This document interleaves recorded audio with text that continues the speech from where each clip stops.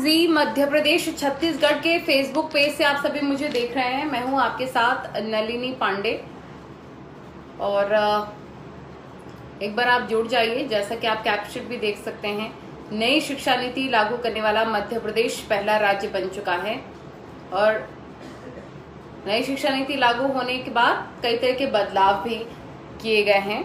Students के लिहाज से जिनको रोजगार चाहिए, स्किल डेवलपमेंट के लिए नई शिक्षा नीति काफी कारगर साबित होगी। जॉब ओरिएंटेड पढ़ाइयाँ करवाई जाएंगी, स्टूडेंट्स को स्किल किया जाएगा, आने वाले वक्त में कैसे उनको रोजगार और ज्यादा से ज्यादा मिल सके, इसके लिए बहुत जरूरी है स्किल्ड होना बच्चों का। और इस नई शिक्षा नीति के लागू हो जाने के बाद बच्चों को बेसिकली स्किल्ड किया जाएगा। तो मध्य प्रदेश जैसा कि पहला राज्य बन चुका है नई शिक्षा नीति लागू करने वाला। अब देखिए, कुछ चीजें आपको बेसिकली हम बताते हैं कि इस सत्र में, मौजूदा सत्र में जो अभी सेशन चल रहा है, अंडर ग्रेजुएशन स्तर पर फर्स्ट ईयर में प्रवेश लेने वाले स्टूडेंट्स का ही नई शिक्षा नीति के अनुसार करिकुलम होगा। यानी कि अभी जो सेशन स्टार्ट होगा ग्रेजुएशन में, तो नई शिक्षा नीति के लिहाज से ही सारी चीजें प्रिपेयर होंगी। अंडर ग्रेजुएट की हम बात कर ले तो करीब 4,40,000 स्टूडेंट रजिस्ट्रेशन अभी करवा चुके हैं ग्रेजुएशन के लिए। अब उसमें नई शिक्षा नीति लागू होगी, क्योंकि आज नई शिक्षा नीति लागू हो चुकी है। तो अब इन अंडर ग्रेजुएट स्टूडेंट्स की पढ़ाई नई शिक्षा नीति के लिहाज से होगी, उस आधार पर होगी। अब तक देखिए, कुछ पैटर्न थे पढ़ाई के। 10th तक एक समान सब्जेक्ट्स रहते थे, फिर उसके बाद 11th में हमें स्ट्रीम चेंज करनी पड़ती थी। जिसको साइंस चाहिए या जिसको आर्ट्स चाहिए, जिसको कॉमर्स चाहिए, वो अपने अपने हिसाब से सब्जेक्ट्स ले सकते थे। लेकिन अब इसमें कुछ बदलाव किया गया है। अब नई शिक्षा नीति के लिहाज से जो बच्चा साइंस पढ़ रहा है वो आर्ट्स भी पढ़ सकेगा, वो कॉमर्स भी पढ़ सकेगा। यानी कि एक समान कर दिया गया सब कुछ, ताकि और ज्यादा बच्चा नॉलेजेबल हो सके और ज्यादा बच्चा स्किल्ड हो सके। अब देखिए, स्कूल के आखिरी 4 साल 9वीं से लेकर 12वीं को एक समान माना गया है। आप समझ सकते हैं, अब इसमें अलग से कोई सब्जेक्ट पर आप पढ़ाई नहीं कर सकते हैं। इसमें एक समान कर दिया गया सब कुछ, 9th से लेकर 12th तक। स्ट्रीम चुनने की जरूरत अब नहीं होगी। कई बार बच्चों को साइंस चुनना होता था, जिसको डॉक्टर बनना था, जिसको इंजीनियर बनना था वो भी साइंस चुनता था, जिसको CA/CS करना था वो कॉमर्स चूज करता था, जिसे IAS ऑफिसर या फिर कुछ ऐसी पढ़ाई करनी होती थी तो वो आर्ट्स चूज करता था। लेकिन अब बच्चे सब कुछ पढ़ेंगे, साइंस भी पढ़ेंगे। 9th से 12th की मैं बात कर रही हूँ, आर्ट्स भी पढ़ेंगे, कॉमर्स भी, साइंस भी। यानी कि अब 9 से 12 तक सब कुछ एक जैसा होगा, अलग से कोई स्ट्रीम नहीं रखी गई है। ये ज्यादा बेटर है। आप देखिए ना कि कई बार बच्चे जो साइंस स्ट्रीम के होते हैं या फिर आर्ट स्ट्रीम के होते हैं, वो सोचते हैं कि अलग से क्या पढ़ाई उनकी होती होगी।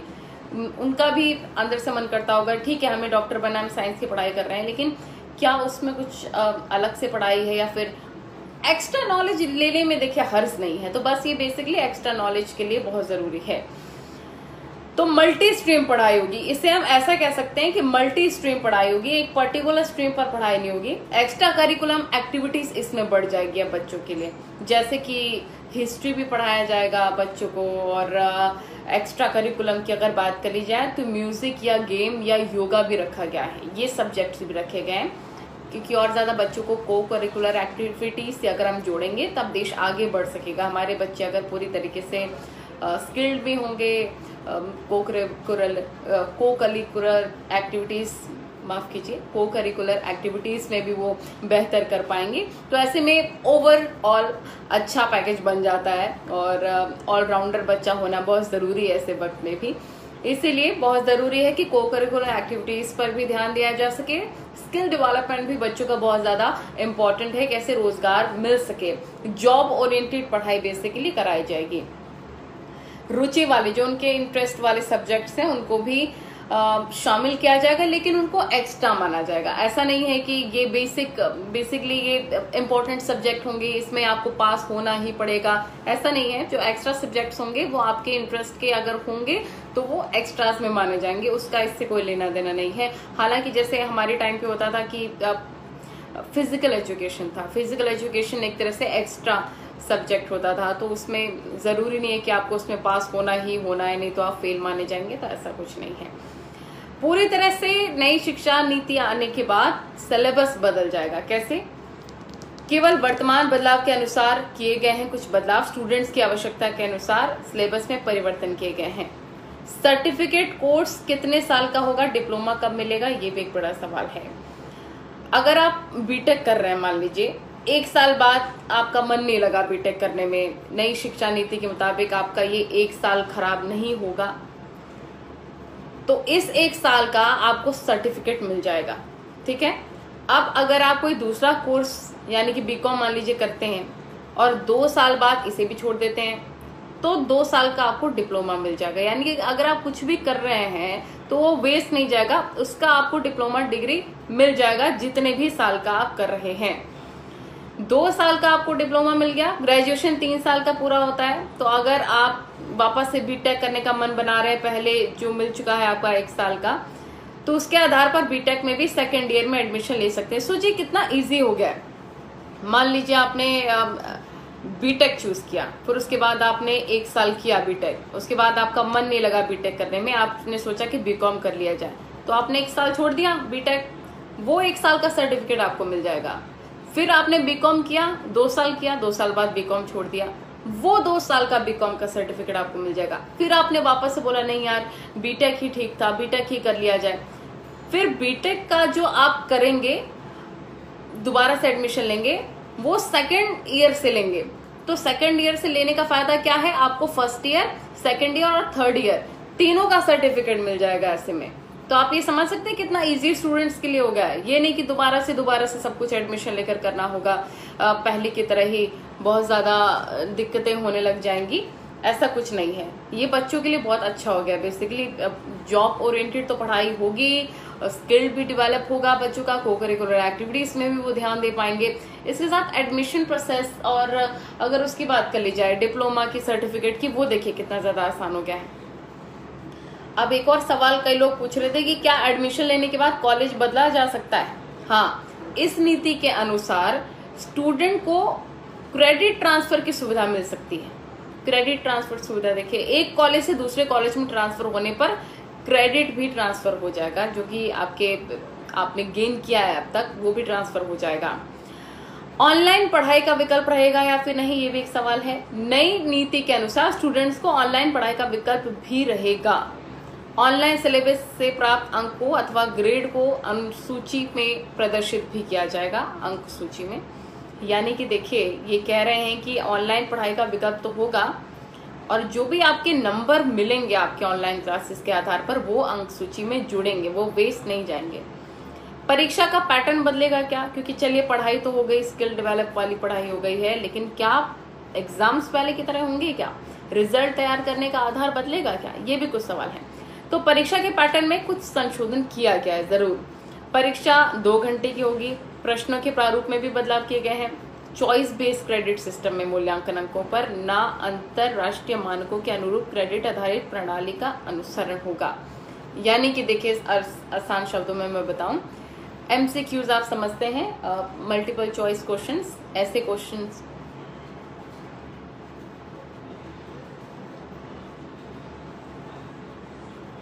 मनोहर जी कह रहे हैं कि अच्छे से समझाने के लिए, दोबारा से रिपीट करने के लिए। ठीक है, क्योंकि वक्त की कमी रहती है तो इसलिए मैं सोचती हूँ कि एक साथ ही आपको बता दिया जाए। MCQs क्वेश्चन जो हैं उस पर बेस्ड भी होगा इस बार का एग्जाम पैटर्न भी। यानी कि नई शिक्षा नीति में देखिए कुछ एग्जाम्स में भी बदलाव किए गए हैं, एग्जाम पैटर्न में, सिलेबस में भी कुछ बदलाव किए गए हैं, लेकिन बेसिकली पूरी तरह से इसको ईजी बना दिया गया है, ये भी हम आपको बता रहे हैं। हाँ, ये भी एक सवाल निकल कर आ रहा है कि क्या किसी भी वर्ष, किसी भी ईयर में सब्जेक्ट को बदला जा सकता है। जैसे मैं आपको बता रही थी कि बीकॉम का भी कर लिया 1 साल, या बीटेक कर लिया, उसको लेकर भी सवाल यहाँ पर उठ रहे हैं। एक से अधिक सब्जेक्ट की पढ़ाई स्टूडेंट्स कर सकते हैं। बेसिकली यही मोटिव है नई शिक्षा नीति का कि एक से ज्यादा सब्जेक्ट पर आपका फोकस रहेगा तो बेटर होगा, क्योंकि बच्चा क्या पता एक से ज्यादा चीजों में अच्छा कर ले, स्किल्ड हो जाए, आने वाले वक्त में किसी भी रोजगार के अवसर में उसको मौका मिल जाए, तो ये बहुत ज्यादा जरूरी है।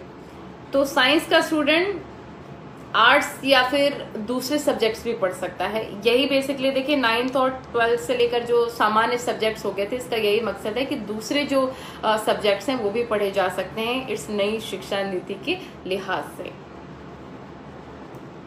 आप लोग के कुछ सवाल हैं तो आप पूछ सकते हैं, क्योंकि कुछ मेरे पास डेटा है वो जरूर आपके साथ में शेयर करूंगी। अगर आपके कुछ सवाल हैं तो जरूर पूछें।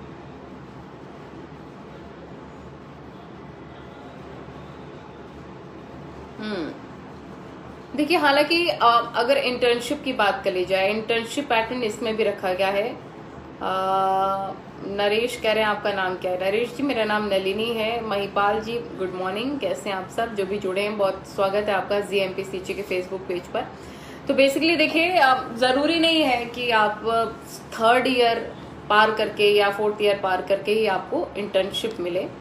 1st ईयर से ही आपको इंटर्नशिप लगनी शुरू हो जाएगी। तो वो आपके कॉलेज की जिम्मेदारी होगी कि कैसे उसे मैनेज किया जा सके, कैसे बच्चा इंटर्नशिप भी करे जाकर और पढ़ाई भी अपनी पूरी कर ले। ये भी मेन मोटिव रखा गया है।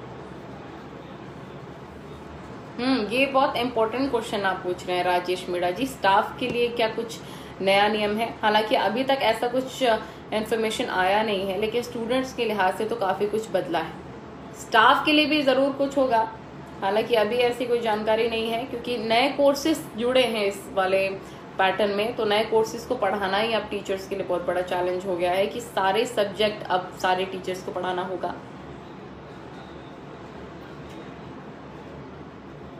गुड मॉर्निंग गणेश, कैसे हैं आप? अब देखिए, इस साल कितने कोर्सेज शुरू होंगे? जॉब ओरिएंटेड सर्टिफिकेट, डिप्लोमा और व्यावसायिक पाठ्यक्रम प्रारंभ किए जा रहे हैं इस नई शिक्षा नीति के लिहाज से।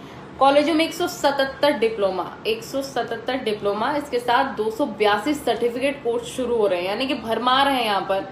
अगर कोई भी डिप्लोमा या सर्टिफिकेट लेना चाहता है किसी सब्जेक्ट में, या फिर अब देखिए पर्टिकुलर सब्जेक्ट भी हटा दिया गया है, आप मल्टीपल सब्जेक्ट्स में डिप्लोमा या सर्टिफिकेट ले सकते हैं। 2 साल में डिप्लोमा, 3 साल में डिग्री सहित multiple entry, multiple exit system, choice based credit system भी लागू किया जा रहा है। जो भी स्टूडेंट तैयारी कर रहे हैं ग्रेजुएशन, हालांकि देखिए जो भी ग्रेजुएशन अंडर ग्रेजुएट की मैं बात कर लूं, 1st ईयर से ही नई शिक्षा नीति इसमें लागू रही। आर्ट वाले दूसरा सब्जेक्ट चूज कर सकते हैं क्या? बिल्कुल कर सकते हैं दीपेश जी, यही मैं आपको बता रही हूँ कि अभी देखिए, हालांकि वक्त हो गया जाने का, लेकिन एक बार फिर से कुछ लोग के सवाल आ रहे हैं वो भी मैं बता दूं। तो जो दीपेश जी आप पूछ रहे हैं कि 8 साल भी साइंस पढ़ सकता है, तो बिल्कुल हाँ पढ़ सकता है, क्योंकि यही इस नई शिक्षा नीति में है कि मल्टीपल सब्जेक्ट्स पर फोकस रह सकता है बच्चों का। जो बच्चा आर्ट्स लिया हुआ है वो साइंस भी पढ़ सकता है, वो कॉमर्स भी पढ़ सकता है, यानी कि 9th से 12th तक सब कुछ सामान्य कर दिया गया है। Good morning. डिप्लोमा क्या 1 वर्ष में ही माना जाएगा या फिर 3 साल की तैयारी ही करनी पड़ेगी? नहीं, डिग्री के लिए आपको 3 साल करना होगा, डिप्लोमा के लिए 2 साल है या 1 साल, ये इम्पोर्टेंट है। डिग्री के लिए 3 साल है।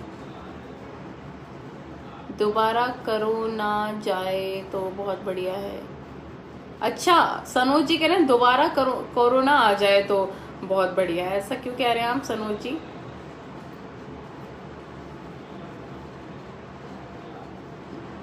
अमर कह रहे हैं मैथ्स वाले भी पैथोलॉजी कर सकते हैं क्या? बिल्कुल। अब देखिए, मिक्स्ड सिस्टम हो गया ना नई शिक्षा नीति लागू होने के बाद, कि ऐसा कोई पर्टिकुलर सब्जेक्ट नहीं होगा। It's totally up to you कि आपको कौन से सब्जेक्ट पर फोकस करना है। लेकिन अब 9 से 12 तक सब कुछ समान होगा। उसके बाद आपको डिसाइड करना है कि आप करियर में क्या करना चाहते हैं, लेकिन पढ़ना आपको सब पड़ेगा। ये देखिए कितनी अच्छी बात हो गई है कि आपको सारे सब्जेक्ट्स की नॉलेज मिल जाएगी। सनोज जी थोड़ा सुनिए भी।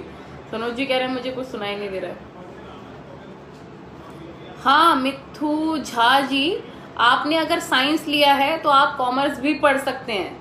आप कह रहे हैं कि आप मुझे बताइए, तो मैं आपको बता रही हूँ कि आपने अगर साइंस लिया है तो आप कॉमर्स भी पढ़ सकते हैं, आप आर्ट्स भी पढ़ सकते हैं, आप योगा म्यूजिक भी पढ़ सकते हैं। अब जो भी लोग अब ग्रेजुएशन की तैयारी करें, ग्रेजुएट होना चाहते हैं, तो आप फर्स्ट ईयर से ही ये नई शिक्षा नीति लागू हो जाएगी। तो कितना बच्चों के लिए बहुत अच्छा ऑप्शन इसे माना जा रहा है। मिथुजा जी क्या बताना है बताइए, आपका बस प्लीज बताइए आ रहा है। मैम अभी जो एडमिशन लिए उसके सिलेबस में चेंज आएगा या फिर वो ही रहेगा, बोलिए। हाँ तो देखिए, अभी जो एडमिशन ले रहे हैं तभी से ही शिक्षा नीति लागू हो जाएगी। अभी जिसने भी एडमिशन लिया है और सेशन जो मौजूदा सेशन है, बेसिकली सेशन की बात की जाती है पढ़ाई में, तो सेशन जब शुरू हो रहा है इसके साथ ही नई शिक्षा नीति भी लागू हो जाएगी। तो आप जो बोल रहे हैं कि अभी एडमिशन लिया है तो नई शिक्षा नीति के हिसाब से अब आगे की पढ़ाई होगी, आगे का सिलेबस होगा, आगे का रिजल्ट भी तैयार होगा, इनफैक्ट क्वेश्चन पेपर भी उसी लिहाज से तैयार होंगे। चलिए बहुत शुक्रिया आप लोगों का, जो भी लोग जुड़े मेरे साथ। कुछ सवाल अगर आपको पूछने हैं तो जरूर पूछिए।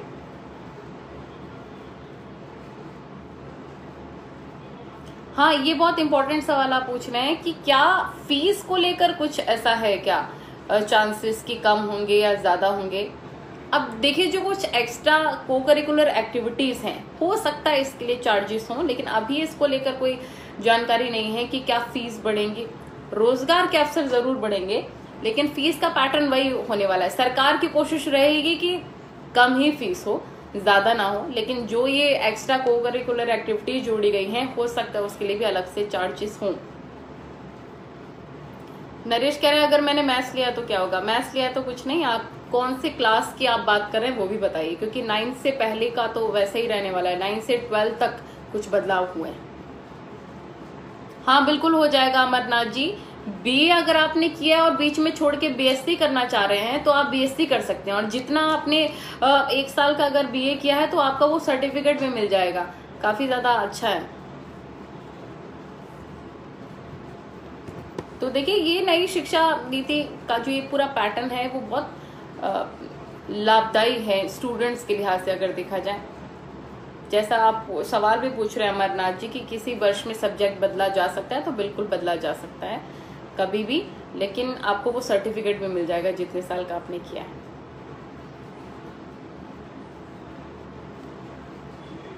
और कुछ पूछना चाहते हैं आप लोग?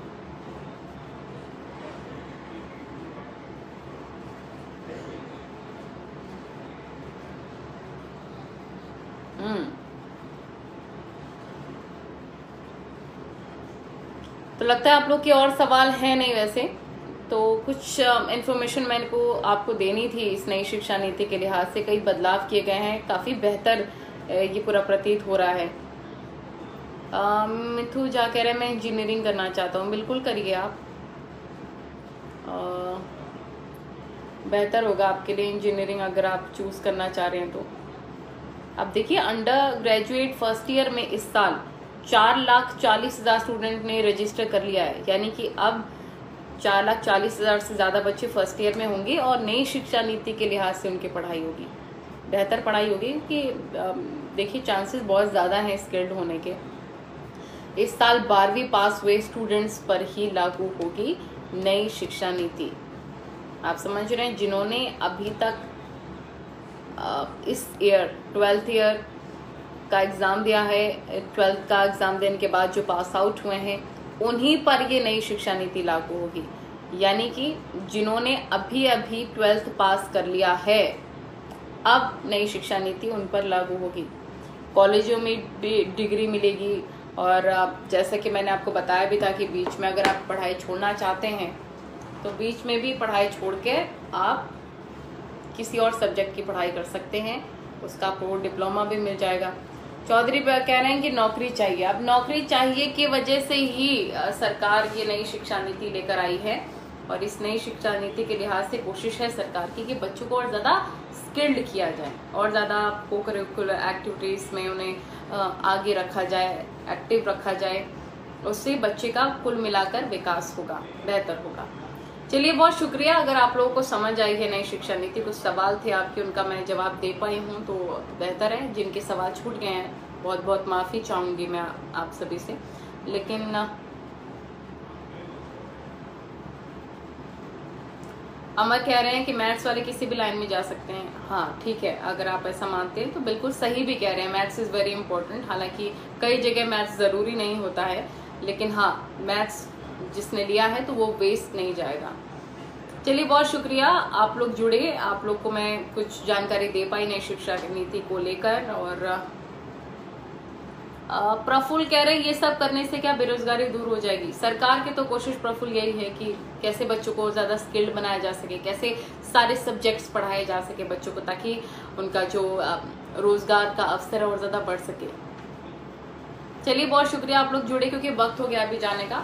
जी मध्य प्रदेश छत्तीसगढ़ जरूर देखते रहिए तमाम बड़ी खबरों के लिए, और हम ऐसे ही मुद्दे उठाते हैं जिनका सरोकार सीधा आपसे जुड़ा होता है। चलिए नमस्ते।